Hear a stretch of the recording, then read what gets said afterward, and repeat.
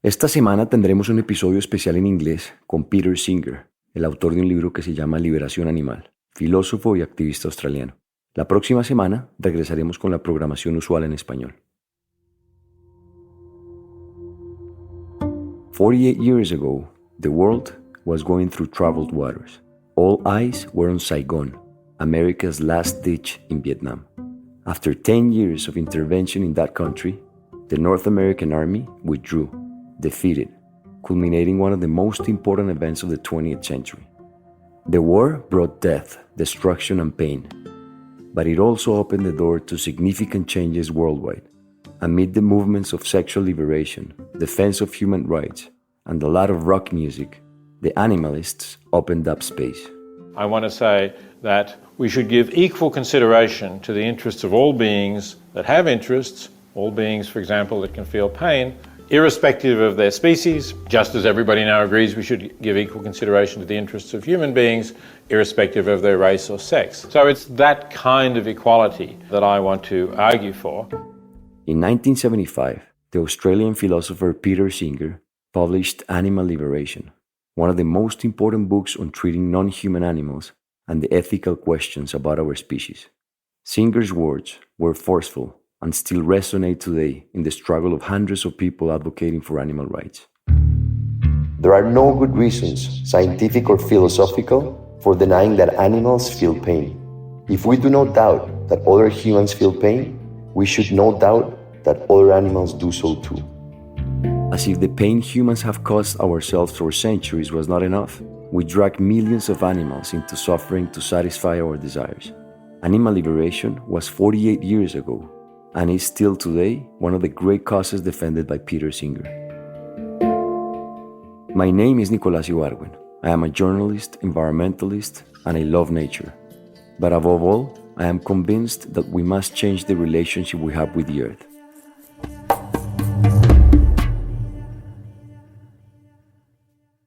So, I want to start this conversation by understanding what is practical ethics. Well, in a sense, ethics has always been practical, but when I started studying ethics in the 60s, it had lost its practical edge. It was a theoretical conversation about the meanings of moral terms and whether ethics can be objectively true or false. So when I started doing it after a while in the late 1960s and 70s, I was very active in the student movement and the radical movement of that time.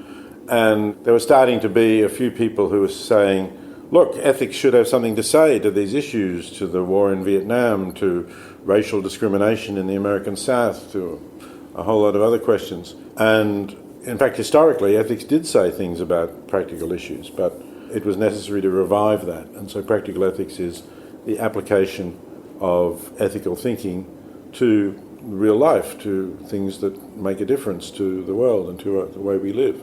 And that's all it is, a very simple and, in a way, very traditional concept that just needed to be reborn. Why do you get interested in this? I mean, I know your parents are German, right? Austrian. Or Austrian, and they escaped from Nazi occupation. Yeah. They ended in Australia. So I guess your childhood you spent it in Australia, right? I was born in Australia, yes. Yeah, I spent my whole childhood in Australia. I mean, tell me a little bit about how you got interested in these issues.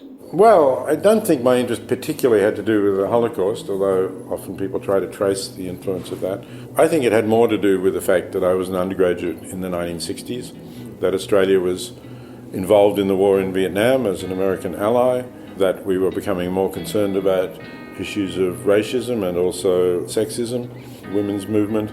Abortion was a big issue when I was an undergraduate. So I was involved in those issues, and I was also interested in philosophy. I was studying philosophy as well as other things, but in the end I focused on the philosophy. And I thought it should have something to say about these other issues that I'm interested in. I never wanted to do philosophy in the sense of solving puzzles that would have no impact in the world, right? So you were sitting at the chess set, you know. I sometimes compare some questions in philosophy to like a chess puzzle, you know, how can white mate in two moves?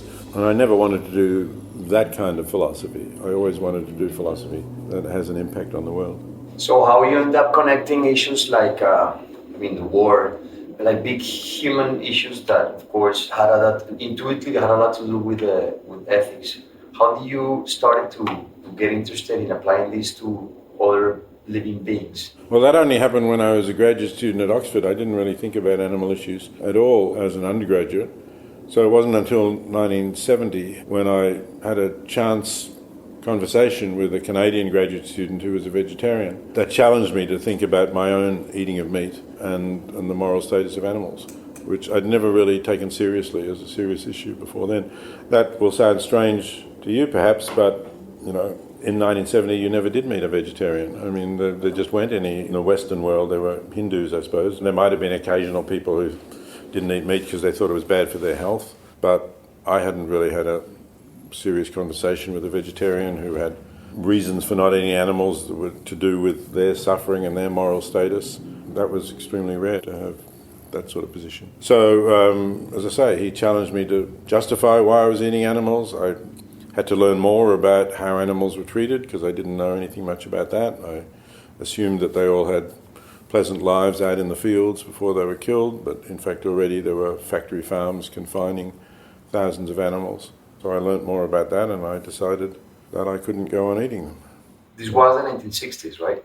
No, it was 1970 actually. The meeting occurred sometime in the second half, maybe I don't know, November or October, November of 1970. It was definitely pretty rare. I mean, Western diet was totally full of animal meat and animal protein, and no one was asking these questions. I myself am from Colombia, and my whole culture is about eating meat. And unfortunately, it's one of those 8 countries that still they have these festivals around torturing animals, which is a bullfight. Oh yeah, right. Yeah. So, and I became vegetarian at a very early age as well, and I was a rare person within my society, my family, and my school, and everything onwards. So, for you, being a philosopher, talking about these issues, which, I mean, of course, it was hard to meet people that were vegetarian and on their daily lives, but you were talking about it publicly and you wrote this book. And how was your personal experience having to confront this status quo of talking about an issue that at that time was rare and weird? Yeah. But I wasn't completely alone because the Canadian that I mentioned had some other friends, a couple of other Canadians, but also some British students. So there was a group of people who I got introduced to who were vegetarians and concerned about animals. Maybe there was half a dozen or something like that. But were they doing something about it publicly? Three of them were editing a collection of articles which was eventually published as a book called Animals, Men and Morals, which I see as a sort of pioneering work in the animal movement. It was published before animal liberation. And in fact, the first thing I wrote that I mentioned in the year of your birth was a review of that book for the New York Review of Books to try to get some attention to it. So, yeah, they weren't actually doing more than that. And once I got involved, I organised a little public demonstration in one of the main streets of Oxford. We got a church there to give us permission to use its courtyard out on the street, and there was an organisation called Compassion in World Farming, which is now a big organisation but was tiny then, and they had some models of hens in cages, like paper mache hens in the cages that hens are in, to show people how crowded they are, and a veal calf in a crate. So that was the first kind of public demonstration of factory farming that I was involved in.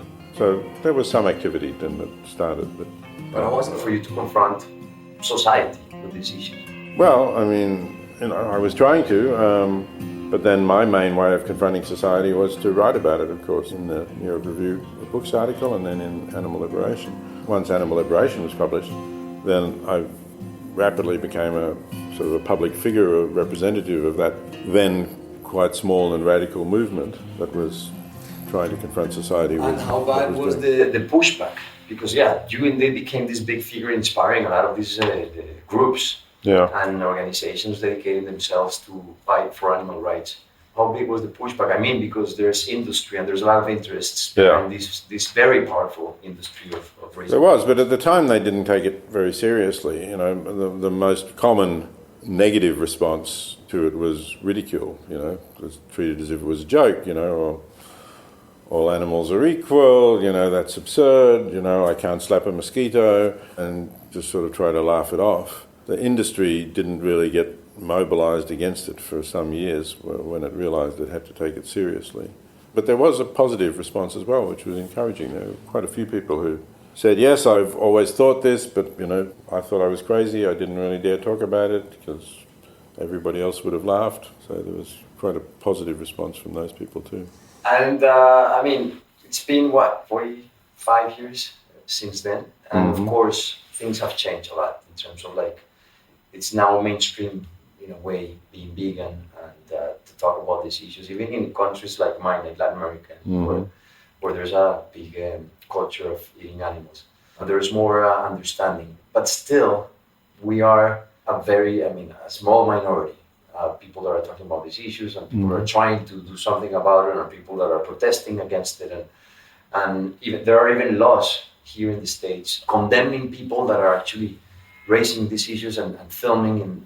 Well, it's a filming in factory farms that is ag laws is illegal. I mean, there's no laws about talking about it, and there is complete freedom of expression to talk about it. And I think, in fact, that most of the ag laws will get struck down by the Supreme Court. I think they're not constitutional. You think? Yeah, and some already have been. It's very difficult for the state legislatures to frame laws in ways that the courts are not going to strike down as violations of the First Amendment. But they keep coming up. They come up in the states that are dominated by factory farming, yeah. I mean, they don't come up in California, but they come up in Iowa or North Carolina or, exactly, places like that. Yeah. But you think they're going to be struck down? So far, there's no, when people have appealed them and taken them to higher courts, my understanding is that none of them have survived so far, but the police will still use them. They still intimidate you because the police can still, if a particular law hasn't been declared unconstitutional, the police can still arrest you. They can jail you while you wait for trial or something, and then you might be convicted, and then you have to have an appeal and so on. So, it's still a deterrent. I'm not saying that it's not a deterrent to people doing what they used to do, but nobody who's continued to fight the laws through the courts, to my understanding, is still in prison or anything like that. Still, veganism has grown and laws and certain improvements in animal welfare, but still we kill over 60 billion animals, land animals, I think, or something. Yeah. Do you, and there's factory farming is bigger than ever and more powerful than ever. And despite the veganism movement and animal welfare movements and organizations spending a lot of money to try to raise awareness about these issues, do you see a world where eventually factory farming and the way we treat other living beings in this planet to eventually, can we create that society? Are we capable of creating that society? I think we're capable of doing it. I think we'll be assisted by technology that produces foods that are either plant-based or cellular, that are meat-like. I think that will help to advance the speed of the process. But I certainly think we're capable of it. I just think it's still going to take a long time. It's not going to happen overnight or even in a year or two. I know, of course, your books, and people have to read your books to really understand this, what I'm asking. But in a nutshell, how do you argument that human animals have the same rights of other animals? So firstly, I don't really base my argument on rights, because I think it's difficult to say what rights even humans have, let alone what rights animals have. And I base it on equal consideration of interests. So my argument is simply that animals, not all animals, but many animals are capable of feeling pleasure and pain. They're sentient beings. And if a being can feel pain, then its interest in not feeling pain should count just as much as the interest of any other being in not feeling a similar quantity of pain or a similar type of pain. The fact that the being is of a different species from us is not a morally relevant factor in trying to decide how much weight to give that pain. And there's a parallel there with anti-racist or anti-sexist movements that say the fact that a being is of a different race or a different sex is not a reason for giving less weight to the interests of that being. In your book, Animal Liberation, you argue a big argument against animal testing. There's a lot of people pushing back because they say that it's necessary for improving human health and it's a necessity. What do you say about it? So my position on animals, the use of animals in research, is a little different from that of many people in the animal movement because I'm not an absolutist about it. I do take account of the consequences. So I think that the vast majority of experiments done on animals are not justifiable because they inflict significant harms on animals for very little gain for humans.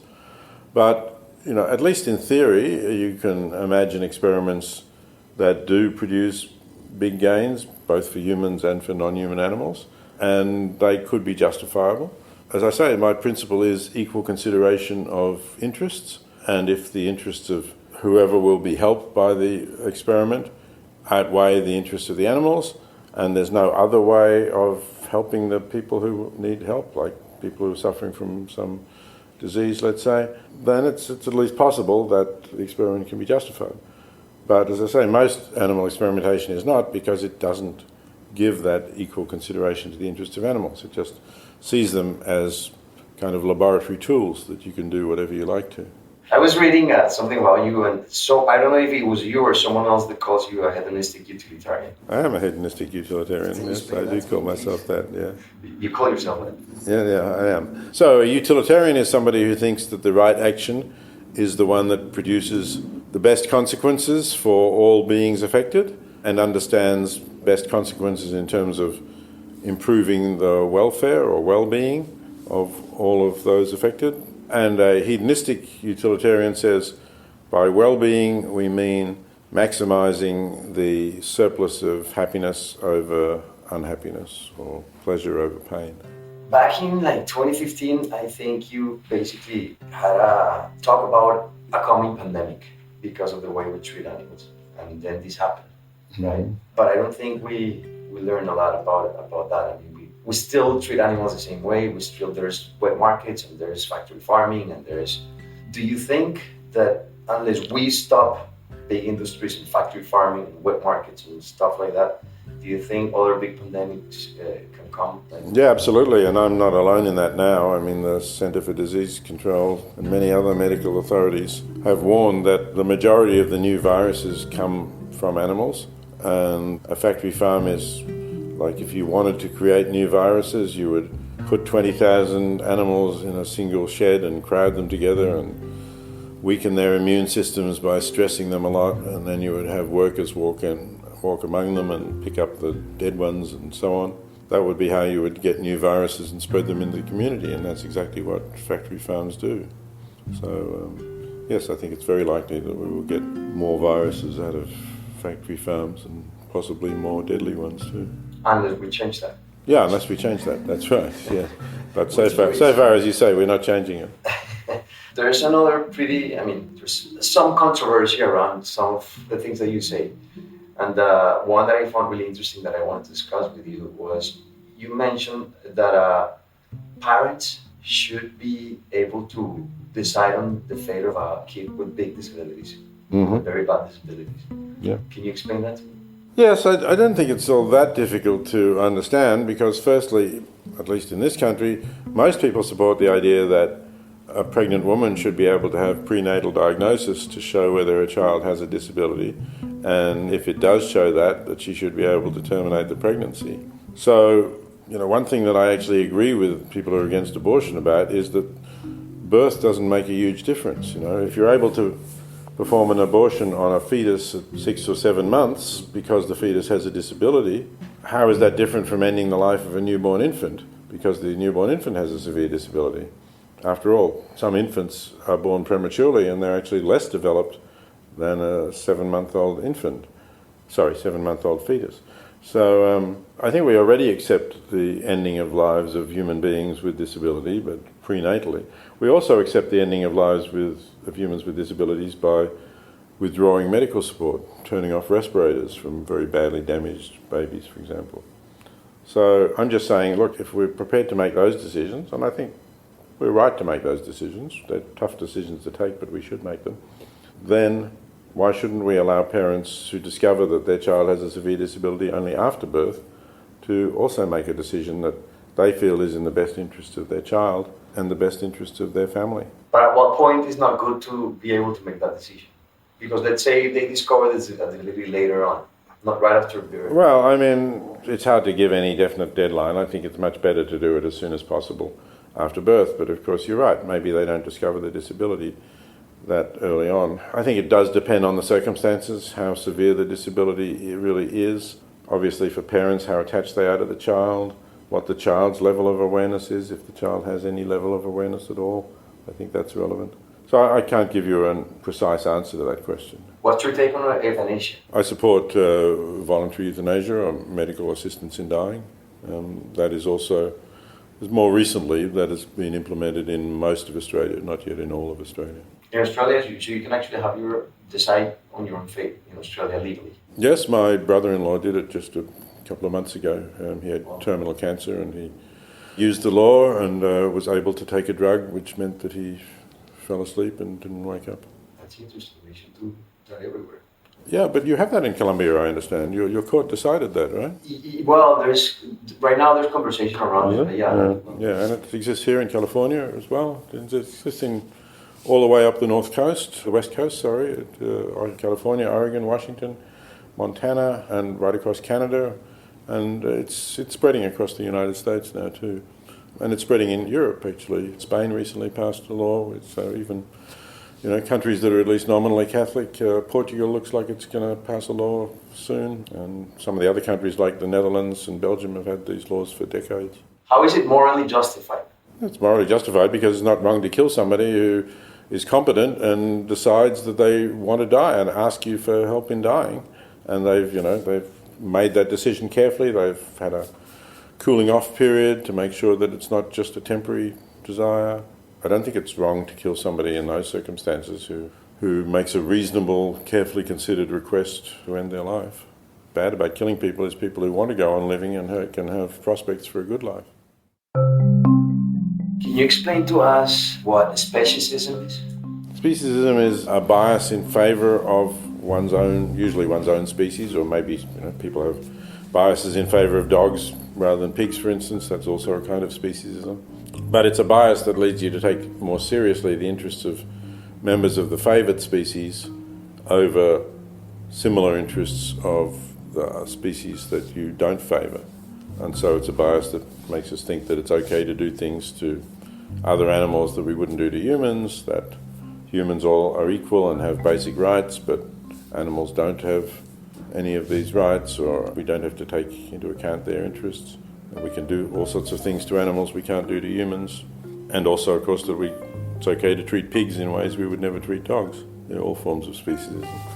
Talking about a lot about poverty and how ethics and morals apply in our society, in our capitalistic society, how there's like all of these widespread, too many rich people, too many poor people, and a small percentage of rich people having a lot of wealth.